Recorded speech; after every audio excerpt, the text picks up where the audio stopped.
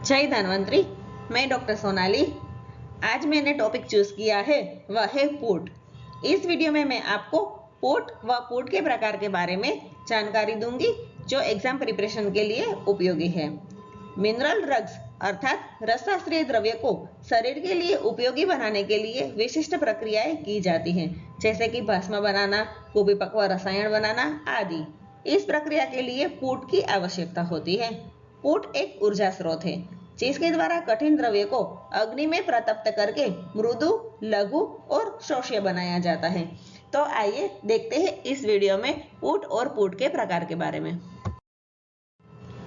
सबसे पहले पुट की व्याख्या या परिभाषा देखते हैं।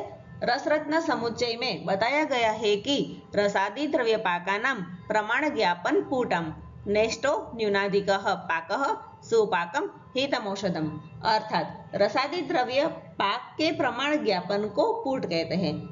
कम या अधिक पाक उपयुक्त नहीं है, सुपाक औषधि ही हितकर होती है। रस तरंगिणी में कहा गया है कि रसोपरस लोहादे पाकमान प्रमापकम उत्पलाद्य अग्नि संयोगात तदत्र पुटम स्मृतम। रस, उपरस, लोह आदि के पाक के लिए चौक्कस मान के उत्पल आदि से अग्नि संयोग दिया जाता है और वह पुट है। अर्थात रस, महारस, उपरस, धातु आदि द्रव्य की भस्म बनाने के लिए दिए जाने वाले अग्नि की मात्रा के लिए जो व्यवस्था की जाती है उसे पुट कहते हैं। अर्थात पुट पाक के लिए अग्नि के मान को सूचित करने वाला माध्यम है। अगर इजीली याद करना है तो पाक मान प्रमाण ज्ञापन व्यवस्था को पुट कहते हैं। अब पुट का प्रयोजन देखते हैं। रसरत्न समुच्चय में कहा गया है कि पुटा दोषो विनाशः स्यात् पुटा द्वे गुणोदयः म्रियते च पुटा लोह तस्मात् पुटम समाचरेत। अर्थात पुट देने से दोष शांति होती है। पुट द्वारा अग्नि संयोग के कारण द्रव्य के दोषों का नाश होता है। द्रव्य के गुणों की वृद्धि होती है, अर्थात गुणोदय होता है। द्रव्य के प्राकृतिक गुण बढ़ जाते हैं। पुट द्वारा बनाई गई भस्म में वारितरत्व, रेखापूर्णत्व, दीपन, शीघ्र व्याप्ति आदि गुणों का गुणांतराधान होता है। पुट संस्कार द्वारा धातु का निरुद्धत्व रूप प्राप्त होता है, अर्थात धातु अपने पूर्व रूप में फिर से नहीं आती है। कोई भी केमिकल प्रोसेस द्वारा भी धातु की भस्म को फिर से धातु रूप में नहीं लाया जा सकता। और मोस्ट इंपोर्टेंट पॉइंट है वह है कि द्रव्य में व्याधि नाशकत्व शक्ति की वृद्धि होती है। अब प्रकार देखते हैं। पुट के ऊर्जा स्रोत के आधार पर 3 प्रकार है। पहला है सूर्य पुट। इसमें सूर्य की किरणों में द्रव्य को पकाया जा सकता है। धातु या औषधि द्रव्य के संयोग के साथ अगर सूर्य की तीव्र अग्नि में पकाकर भस्म बनाई जाए तो उसे सूर्य पुट कहते हैं। जैसे लोह स्थाली पाक, इसमें लोह अर्थात मंडूर को गोमूत्र के साथ सूर्य के ताप में पकाया जाता है। दूसरा है चंद्रपुट। अगर औषधि द्रव्य को किसी द्रव द्रव्य में मर्दन करके चंद्र की चांदनी में रखकर चंद्र के शीतल और सौम्य किरणों के संसर्ग से पकाकर भस्म बनाई जाए तो उसे चंद्रपुट कहते हैं। जैसे कि प्रवाल पिष्टी, जिसमें प्रवाल चूर्ण को नींबू स्वरस में 2 दिन मर्दन करके गुलाब के अर्क में भिगोकर चांदनी में पकाया जा सकता है। यह दोनों पुट के एग्जाम्पल शॉर्ट क्वेश्चन आंसर के लिए उपयोगी है, इसलिए जरूर याद कर लीजिए। और तीसरा प्रकार है वह है अग्निपुट, जिसमें द्रव्य को उपल, तुष, बालुका आदि ऊर्जा स्रोत के द्वारा पकाया जाता है। आगे हम इसी के बारे में विस्तृत जानकारी देखेंगे। अगर आपको यह वीडियो पसंद आ रहा है तो लाइक जरूर करिए। अग्निपुट के बारे में और जानकारी लेने से पहले पुट क्रम देख लेते हैं।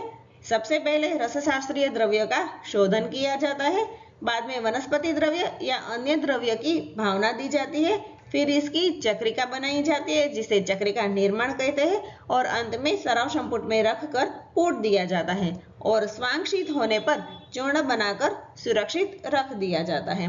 अब पुट संख्या देख लेते हैं। वैसे तो द्रव्य की कठिनता के आधार पर पुट की संख्या निश्चित की जाती है और योगक्तमान और पुट संख्या के आधार पर पुट दिया जाता है। फिर भी मिनिमम 10 पुट और मैक्सिमम 1000 पुट दिया जाता है। इन जनरल देखा जाए तो देह पदार्थ के लिए 10 पुट दिए जाते हैं, व्याधि शमन के लिए 10 से 100 पुट दिए जाते हैं, रसायन क्रिया के लिए 100 से 500 पुट दिए जाते हैं और वाजीकरण क्रिया के लिए 500 से 1000 पुट दिया जाता है। सहस्त्रपुटी अभ्रक 1000 पुट का बेस्ट एग्जाम्पल है। अग्निपुट के लिए जो वन्योत्पल का यूज होता है वह 4 to 5 इंच इन लेंथ रहता है और 3 इंच इन थिकनेस होता है। यह आपकी जानकारी के लिए बता दिया है। अग्निपुट के भी 3 प्रकार है। मृदु अग्नि वाले पुट जैसे लावक पुट, भूधर पुट आदि, मध्यम अग्नि वाले पुट जैसे कपोत पुट, कुक्कुट पुट आदि और तीव्र अग्नि वाले पुट जैसे महापुट, गजपुट आदि। सबसे पहले हम तीव्र अग्नि वाले महापुट, गजपुट और वारापुट देखते हैं। यह तीनों पुट जमीन के अंदर गर्त बनाकर बनाए जाते हैं, सिर्फ गर्त की साइज उपल संख्या में फर्क है। तीनों की फिगर सेम होती है, जिसमें शास्त्रोक्त मान के प्रमाण के आधार पर गर्त यानी कि एक गड्ढा बनाया जाता है। यह गर्त में उपले को व्यवस्थित बिछा दिया जाता है और बीच में वहनी मित्र या मूषा में द्रव्य रखकर अग्नि दी जाती है। आगे इन तीनों के प्रमाण आदि के बारे में देखते हैं। सबसे पहले रस रत्न समुच्चय के आधार पर महापुट, गजपुट और वारापुट के प्रमाण, उपल संख्या और प्रयोग के बारे में देखते हैं। सबसे पहला है महापुट, जिसका गर्त 2 हस्त प्रमाण अर्थात 2 हाथ की लंबाई जितना यानी कि 48 अंगुल होता है। रस तरंगिणी काल में एक व्यामार्थ प्रमाण बताया गया है। एक व्याम अर्थात 4 हस्त और व्यामार्थ अर्थात 2 हस्त, मतलब कि सिर्फ वर्णन में फर्क है, प्रमाण दोनों का समान है।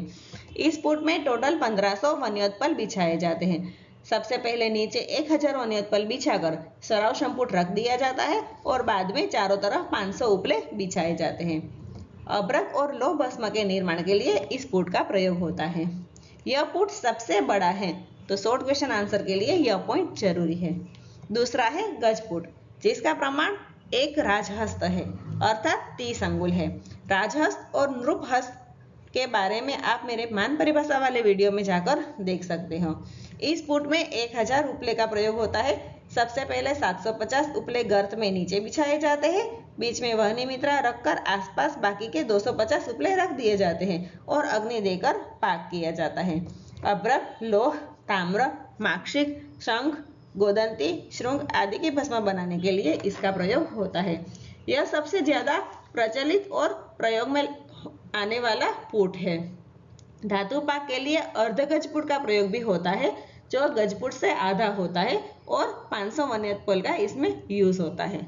तीसरा है वारापुट, जिसका प्रमाण 1 अरदनी अर्थात 20 से 22 अंगुल होता है। गजपुट से यह पुट छोटा होता है, इसमें 500 वन्योत्पल का यूज होता है। 350 तल पर और 150 उपले आसपास में बिछाए जाते हैं। शंख, गोदंती, श्रृंग, वराटिका, सुक्ति आदि की भस्म के निर्माण के लिए इसका प्रयोग होता है। आप देख सकते हो कि तीनों पुट क्रमशः छोटे हैं तथा क्रमशः मृदु द्रव्य के भस्म निर्माण के लिए प्रयोग में लिए जाते हैं। अब आगे 4 पुट देखते हैं। कपोत पुट, कुक्कुट पुट, लावक पुट और भूधर पुट। इन चारों के प्रमाण, उपल संख्या या ऊर्जा स्रोत और प्रयोग के बारे में जानते हैं।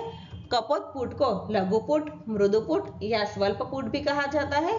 कपोत पुट कबूतर या डव के सदृश होता है, जमीन के ऊपर रहता है और कपोत सदृश मान का होता है। इसमें 8 उपले का प्रयोग होता है। 8 उपले को जमीन की तह पर बिछाकर बीच में सराव संपुट रख दिया जाता है। विशेषतः पारद के जारण और भस्म निर्माण के लिए इसका प्रयोग होता है।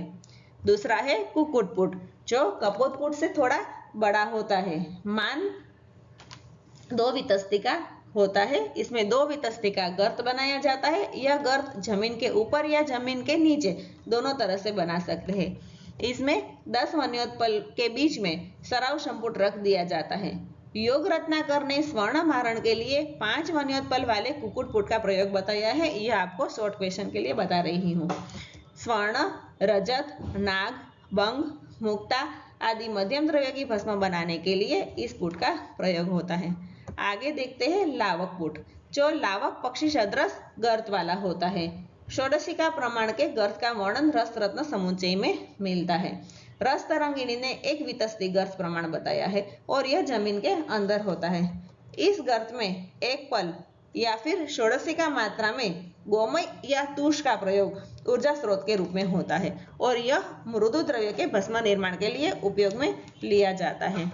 अंत में है भूदरपुट, जिसमें 2 अंगुल प्रमाण का गर्त बनाया जाता है और इस गर्त में मिट्टी भरकर बीच में मूसा रखकर पाक किया जाता है और पारद के झारण तथा भस्म निर्माण के लिए इसका प्रयोग होता है।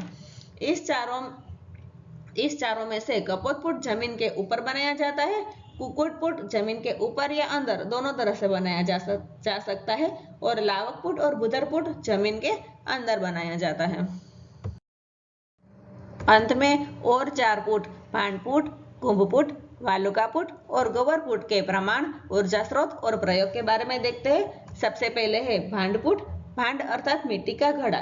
इस पुट में मिट्टी के बड़े घड़े का प्रयोग होता है।